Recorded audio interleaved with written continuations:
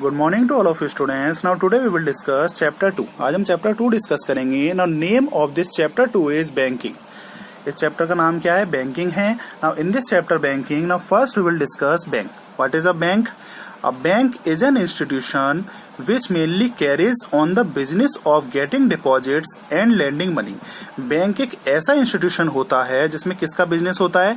या तो हम मनी को डिपॉजिट कर सकते हैं, जमा कर सकते हैं, या फिर हम बैंक से मनी उधार ले सकते हैं। ठीक है, बैंक एक ऐसा इंस्टीट्यूशन होता है जिसमें नॉर्मली मेनली जो बिजनेस होता है वो पैसे जमा करने का होता है, और या फिर हम बैंक से पैसे उधार भी ले सकते हैं। नाउ अ डेज, आजकल apart from the business of taking deposits and lending money, bank में ये जो बिजनेस है किस चीज का? या तो हम पैसे जमा कर सकते हैं या पैसे उधार ले सकते हैं।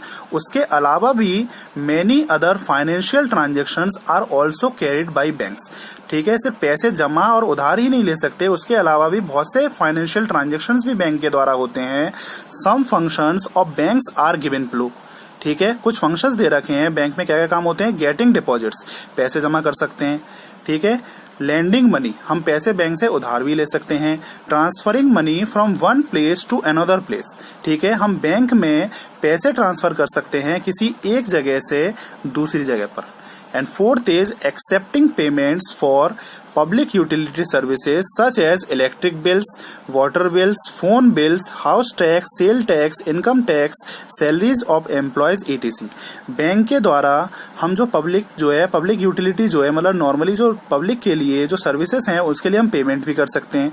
जैसे बैंक के द्वारा क्या होता है, इलेक्ट्रिसिटी बिल जमा हो जाता है, वाटर बिल जमा कर सकते हैं, फोन बिल आपका पेमेंट हो सकता है, हाउस टैक्स पेमेंट हो सकता है, सेल टैक्स पेमेंट हो सकता है, और एम्प्लॉयज की सैलरी भी बैंक के द्वारा ही आपका प्रोवाइड कराई जा सकती है।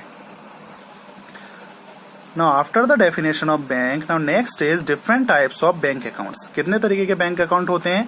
Mainly the 4 different types of bank accounts offered by a bank are.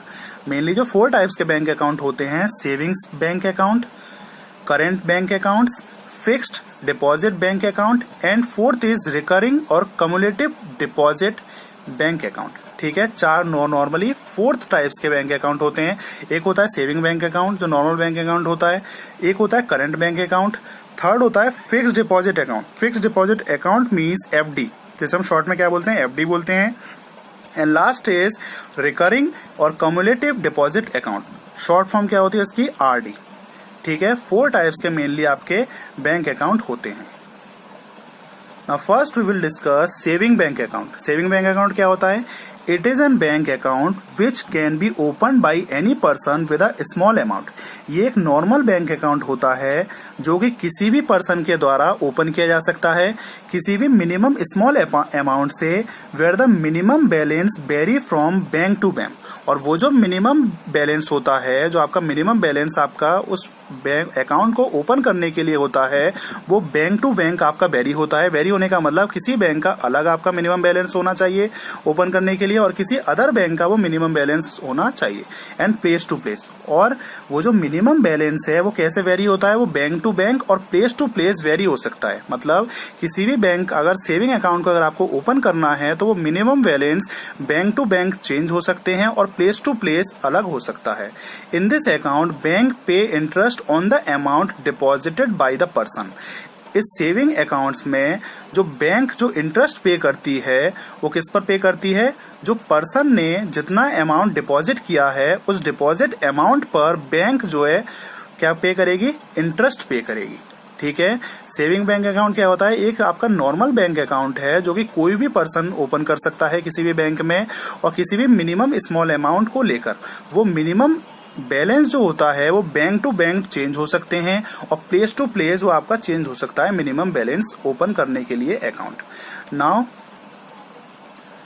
After saving bank account next is current bank account. Current bank account क्या होता है? It is a account which is mainly used for business transactions. ये एक ऐसा normal bank account होता है जो कि नॉर्मली बिजनेस ट्रांजेक्शन्स के लिए आपका ओपन किया जाता है। मतलब जिनके बिजनेस होते हैं उन्हें अपने बिजनेस में जो ट्रांजेक्शन्स करने होते हैं उन ट्रांजेक्शन्स के लिए वो कौन सा अकाउंट ओपन करते हैं? Current bank account. For the current account there is no limit for the number of transactions. मतलब करंट अकाउंट के लिए कोई भी लिमिट नहीं होती, उसमें हम कितने भी नंबर ऑफ ट्रांजेक्शन्स कर सकते हैं। नंबर ऑफ ट्रांजेक्शन्स का मतलब उसमें हम डिपॉजिट या फिर विदड्रॉ, या तो हम जमा कर सकते हैं या फिर विदड्रॉ कर सकते हैं। उसमें कोई भी लिमिट नहीं होती कि आपको हर मंथ कितने ट्रांजेक्शन्स करने हैं, ठीक है। There is no limit for the number of transactions. No interest is payable on the deposits made in this account. और ध्यान रखिएगा, करंट अकाउंट में आपको कोई भी इंटरेस्ट नहीं मिलता, ठीक है। करंट अकाउंट में आप कोई भी अमाउंट डिपॉजिट करते हैं तो आपको कुछ भी इंटरेस्ट नहीं मिलेगा। This means that no interest is payable on the deposit made in this account. Current account में आप कितना भी अमाउंट डिपॉजिट करें, आपको कोई भी इंटरेस्ट नहीं मिलेगा। Now after current account, next is third, fixed deposit account. Fixed deposit account means short form is FD.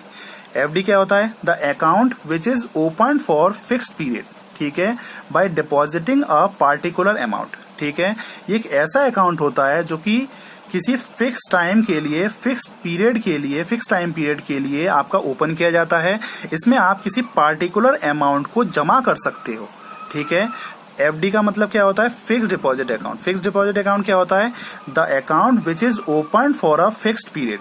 ये एक ऐसा अकाउंट होता है जो कि एक फिक्स टाइम पीरियड के लिए ओपन किया जाता है और इसमें आप एक पार्टिकुलर अमाउंट को डिपॉजिट कर सकते हो। Is known as fixed deposit amount. In this account the amount can be deposit only once, ठीक है। इस अकाउंट में आप जो अमाउंट डिपॉजिट करोगे वो सिर्फ एक बार में डिपॉजिट होना चाहिए, ठीक है। नॉर्मली एफडी क्या होता है? और एफडी एक ऐसा अकाउंट होता है जिसमें आप एक पार्टिकुलर अमाउंट को किसी फिक्स टाइम के लिए डिपॉजिट करते हैं और उस फिक्स टाइम पीरियड के बाद ही आपको वो पैसा जो है विद इंटरेस्ट रिटर्न मिलता है, ठीक है। इसमें देखिए, in this FD account, in this fixed deposit account, the amount can be deposited only once. इसमें जो आप जो अमाउंट डिपॉजिट करोगे वो क्या करोगे? सिर्फ एक बार ही डिपॉजिट होना चाहिए। इसमें हम जो अमाउंट डिपॉजिट करते हैं FD में वो सिर्फ एक बार ही कर सकते हैं। Now after fixed deposit account, next is recurring. Fourth is recurring cumulative deposit account. Fourth is recurring cumulative deposit account. What is RD? Short form of this account is RD. This is a special type of bank account in which a depositor deposits fixed amount every month for a fixed period of time. ये एक special type का bank account होता है जिसमें जो depositor होता है, जो डिपॉजिट करने वाला है, वो आपका एक फिक्स्ड अमाउंट हर महीने, एवरी मंथ, किसी फिक्स पीरियड ऑफ टाइम में डिपॉजिट करता है। मतलब आपका एफडी में क्या था? एफडी में आपका कोई पार्टिकुलर टाइम था और उसमें जो अमाउंट डिपॉजिट होगा वो सिर्फ एक बार में ही होगा।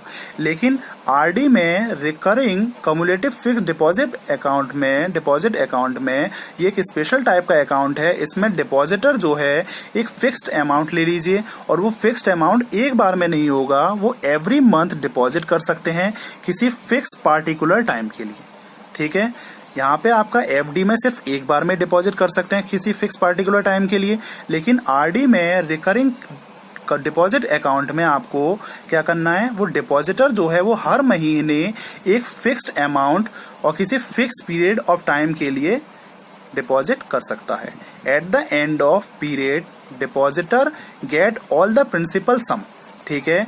मतलब कोई टाइम पीरियड के बाद डिपॉजिटर को वो जितना प्रिंसिपल सम है along with interest earn during that period, मतलब उस टाइम पीरियड के बाद, ठीक है, आपको डिपॉजिटर को वो सारा पैसा, जो इतना आपने पैसा जमा किया था, विद इंटरेस्ट आपको रिटर्न में मिल जाएगा, ठीक है। Next is basic terms related to recurring deposit account. कुछ रिकरिंग डिपॉजिट अकाउंट से रिलेटेड कुछ टर्म्स हैं। Now first is principal. Principal क्या होता है? The amount that the depositor deposits each month is called principal. मतलब वो अमाउंट जो डिपॉजिटर, जो जमा करने वाला बैंक में जो डिपॉजिटर होता है, वो हर महीने जितना अमाउंट डिपॉजिट करता है उस अमाउंट को हम प्रिंसिपल कहते हैं। The amount that depositor deposits each month is called principal. Next is maturity period. The fixed period time for which the recurring deposit amount is opened is called maturity period. Maturity period का मतलब वो fixed period time, वो fixed time जिस time के लिए आपको वो recurring deposit amount आपको ओपन करना है उस टाइम पीरियड को हम क्या कहते हैं, मैच्योरिटी पीरियड कहते हैं। मतलब जितने टाइम पीरियड के लिए आप आरडी अकाउंट को, रिकरिंग डिपॉजिट अकाउंट को आप ओपन करना चाहते हैं, उस टाइम पीरियड को, फिक्स टाइम पीरियड को हम क्या बोलते हैं, मैच्योरिटी पीरियड बोलते हैं।